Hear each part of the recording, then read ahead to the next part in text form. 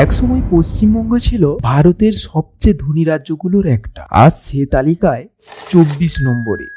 1960 সালে পশ্চিমবঙ্গ ছিল মাথাপিছু আয়ে সারা ভারতের তৃতীয়। কলকাতা ছিল ভারতের বাণিজ্যিক রাজধানী। পাট, চা, ইস্পাত সবকিছুতেই বাংলা ছিল 1 নম্বরে। তারপর শুরু হলো ধর্মঘট, শিল্প পলায়ন, রাজনৈতিক অস্থিরতা। যে কোম্পানিগুলো বাংলায় ছিল তারা একে একে গুজরাট, মহারাষ্ট্র, তামিলনাড়ুতে চলে গেল।